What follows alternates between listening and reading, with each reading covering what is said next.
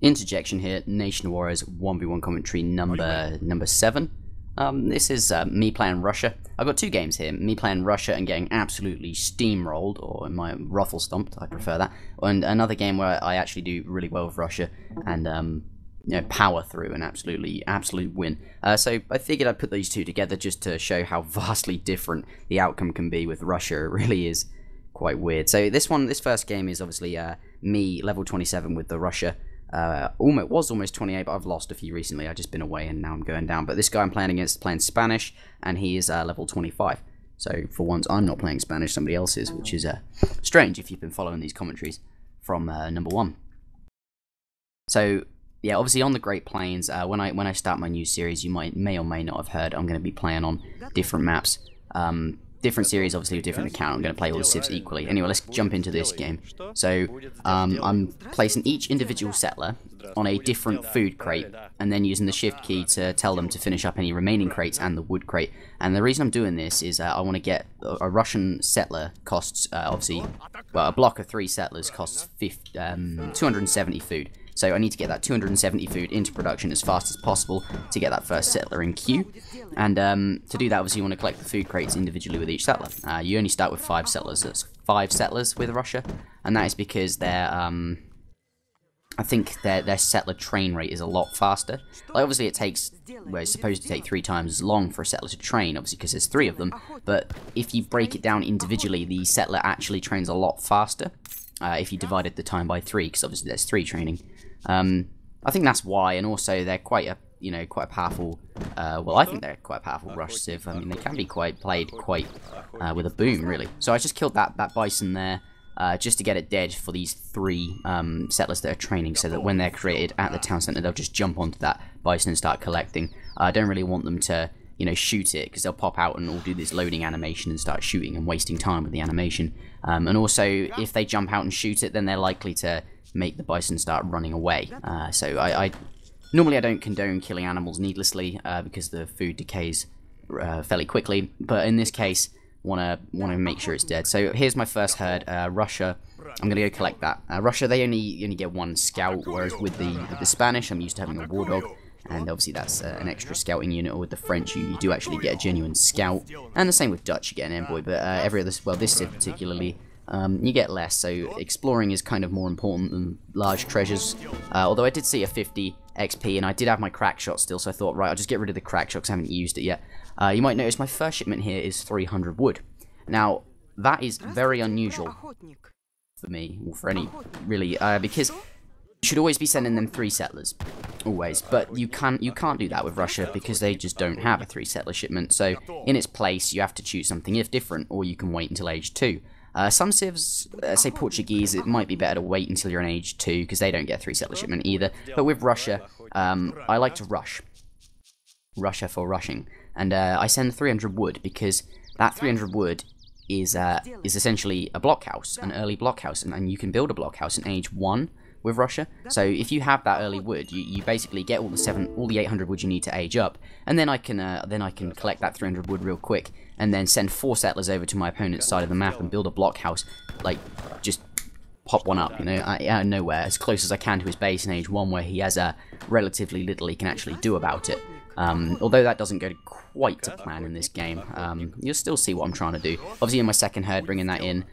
Still trying to scout the map. I think I did a pretty good job of it, considering how slow it is to scout with just a Russian explorer. And also, having less scouts kind of reduces your treasure collecting potential. Obviously, because the extra scout is a unit to fight, and also you can't actually find the resources. Your opponent's more likely to find them if they have an extra unit. So those good treasures are less likely for you to get to. But then you can't really get good treasures, because you have to explore, and if you don't explore, then you won't see your opponent's herds, and then if you don't find your opponent's herds, or your opponent's town, or anything, then if you don't know where your opponent's resources are, you really can't play Russia that well, in my opinion, because as I'm going to be playing so offensively to start with, or at least I try to in this game. The second one in this video kind of exemplifies what I'm about to say a bit better, but you want to sit on his resources and kind of stop him. But anyway, got the age up in queue. I chose a 17 settler age up, which is a lot of settlers. Normally you age up with 15 with other civs, but with Russia you really don't get much choice. It's either 14 settlers or 17 settlers, because you can only train them in blocks of 3. 14 is too few, and 17 is too many. So it's really that choice.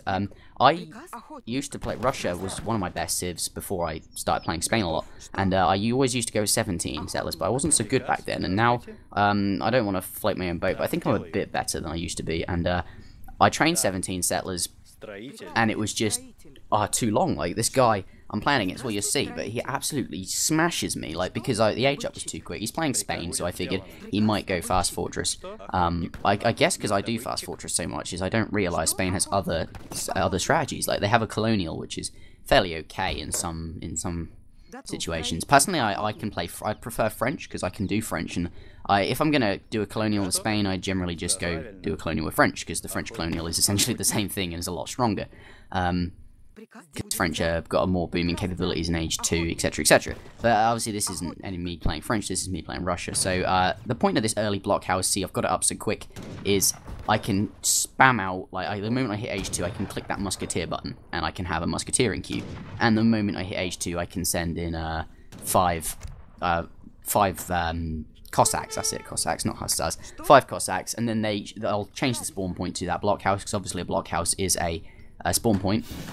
I chose to age up with 700 wood here, because I don't need to collect any wood. That way I can just train, build my houses off them. Here we are, 5 Cossacks, 5 Musketeers, and then also I should have 3 settlers in production as soon as this house goes up, which is why I get it up so quick, but I do forget, because this is honestly my first game with Russia in a very, very long time. And I'm going to build those houses as fast as I can, because I want the XP for the shipments. So right now I look back and I'm like, fuck, because he's got a shitload of, pardon my, anyway, let's move on, any parents listening, these pikemen, and he's got a bunch of war dogs there to just absolutely mash my first batch, and obviously I lose my blockhouse like that, so, yeah, 17 settler age up, fucked me again. Anyway, let's, so, I haven't actually got those 3 settlers in production yet. I should have had them, like, I could probably have 3 settlers by now and have another batch, like, halfway around the... Anyway, but I'm under a lot of stress, pressure, whatever you want from this. I just lost the blockhouse, but I'm not going to resign straight up, because sometimes these things you can recover from. I've done it before, I've seen it done. But, right, I choose to build my blockhouse 2 forward, which was a bit silly, really. Should have really been, I knew he had a lot of units, I should have built that behind my town centre.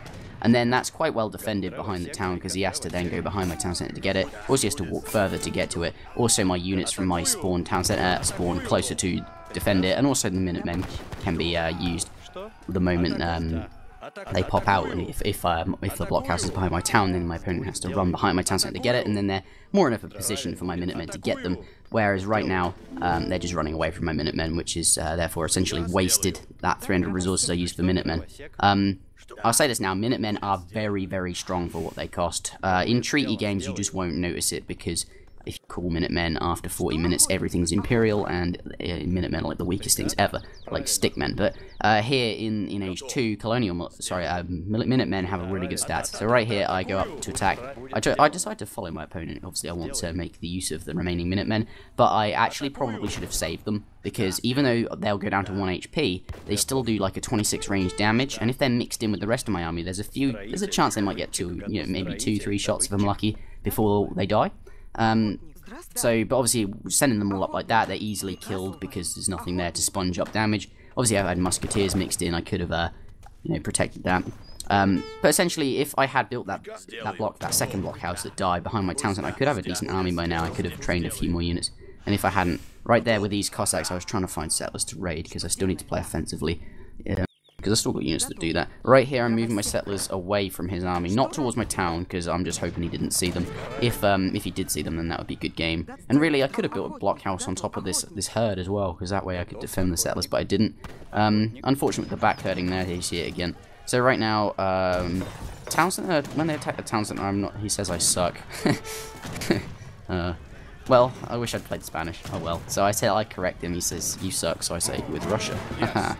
Anyway, Right, I send these musketeers aren't going to get involved because they just die, so I send them off to retreat somewhere. But I didn't actually notice his war dogs and a few other units followed them, and then they just die anyway. So really, I don't want to get involved because they get smashed. I want to accumulate as many units as I can. But to be honest, really, the game's over. I should really resign.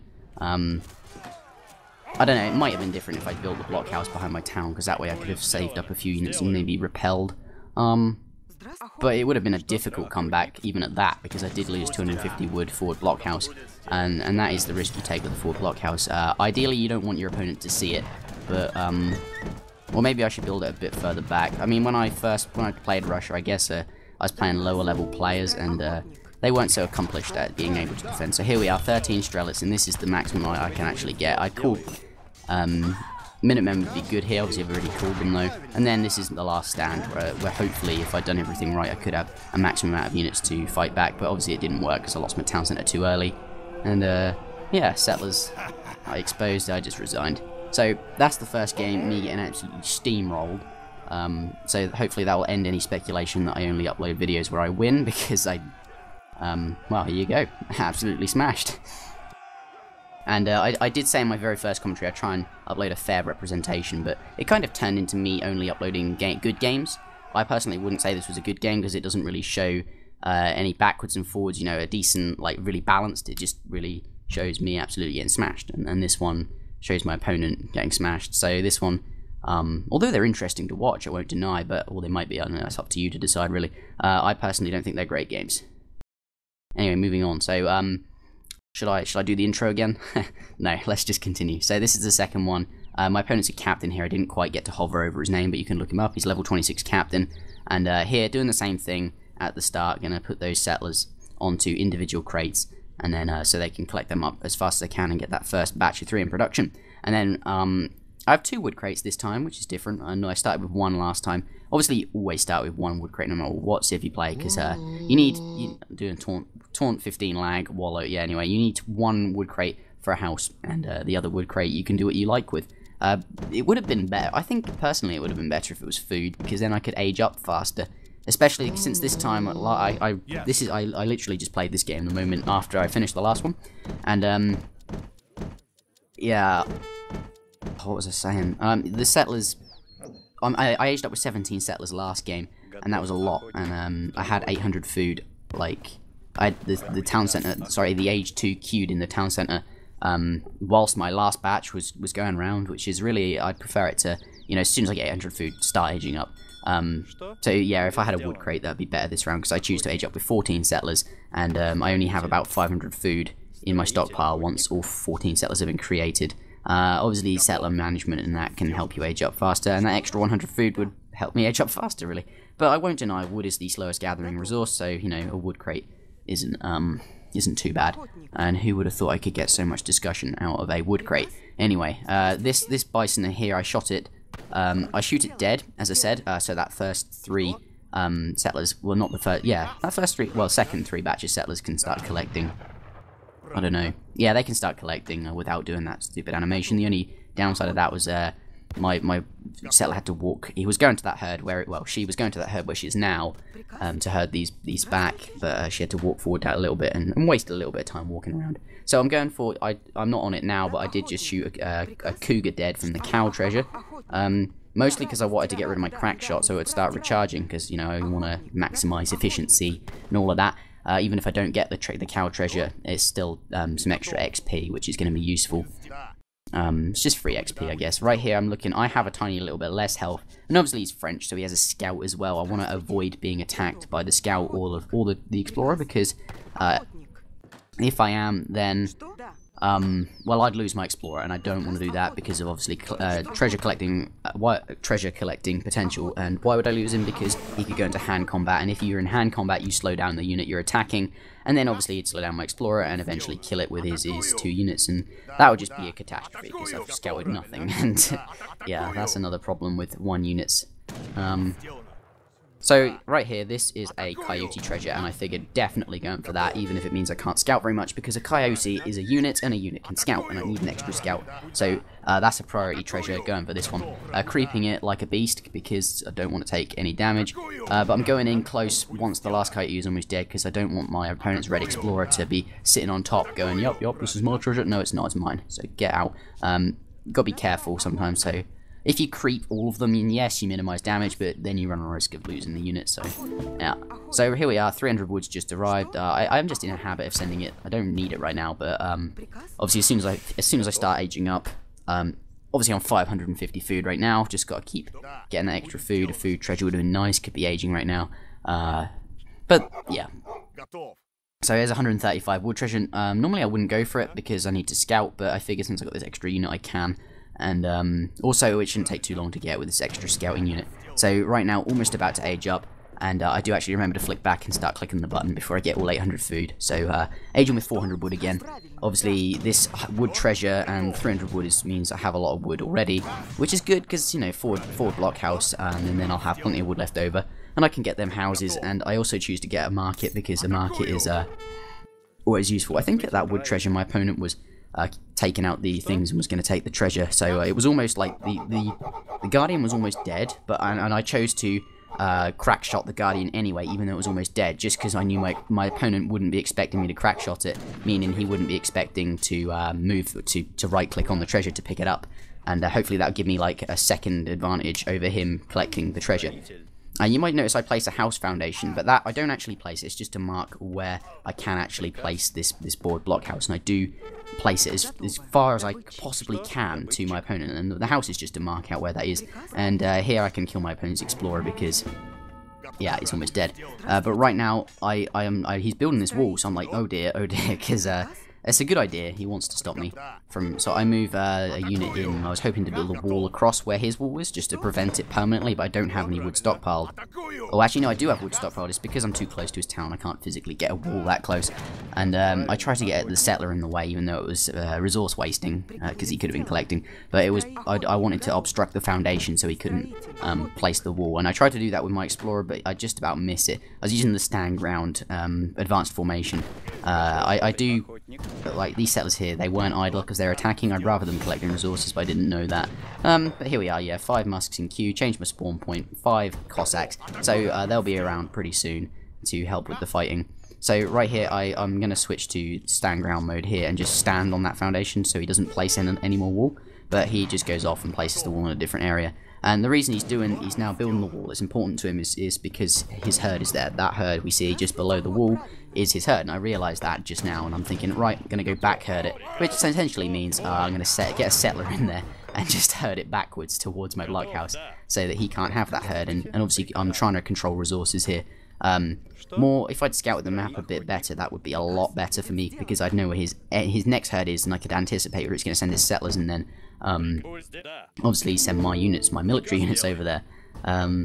But yeah, I kind of scout with the Cossacks. So right now he's got 8 crossbowmen shipment, and I imagine 5 musks would pop out soon. So, but whilst he has only got these crossbowmen, I send in the Cossacks, because the units I've got will overpower the crossbowman shipment, and I can easily just run away should anything be produced. If he produced Minutemen, then in my opinion that's a good thing, because he's just wasted the Minutemen potential, and Minutemen are very good at defending.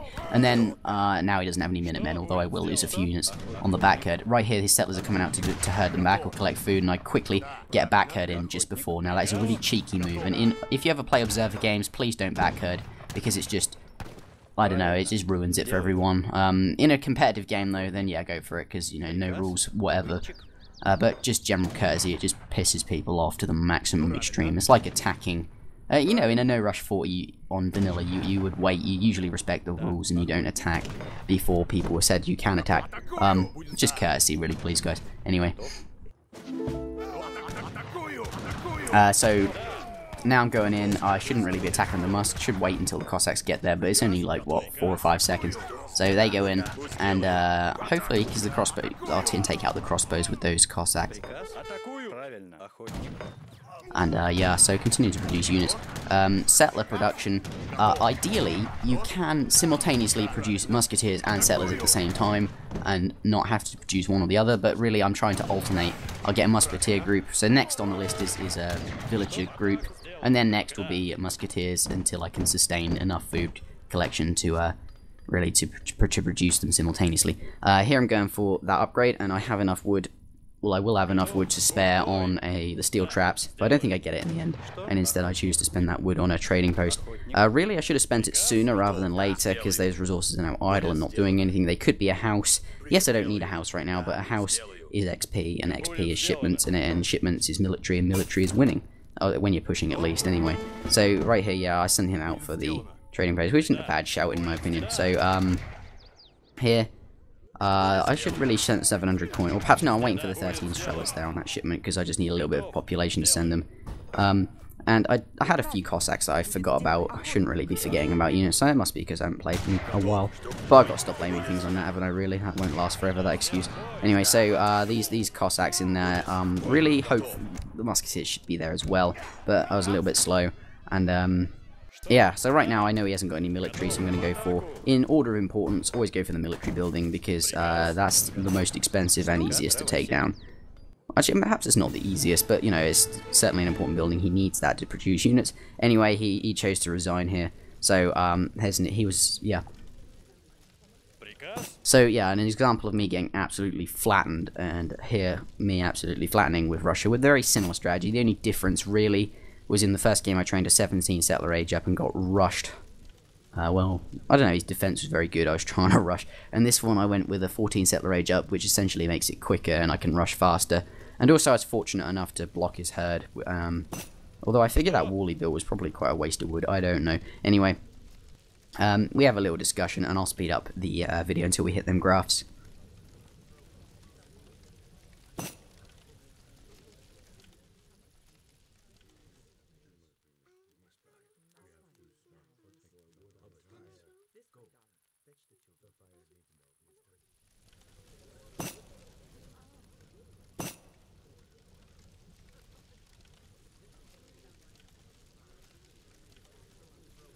So just before we hit the graphs, he's telling me that if he had 50 more coin, he could have trained Minutemen and sent the Minutemen up to my forward blockhouse and killed the settlers building it.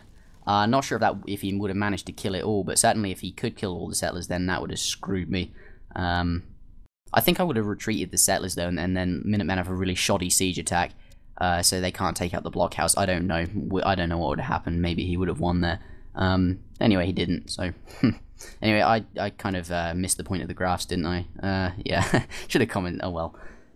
Yeah. If you enjoyed the video, leave a like and maybe a favourite, because it really does help our channel grow. Clicking the subscribe button will notify you of any new releases from this channel, and if you're interested in joining Nation Warriors, then get in contact with us in-game or on our forums. We have no skill requirements or requirements of any kind, except we do ask all members to have and use a headset microphone. Thanks guys, see you soon for another video.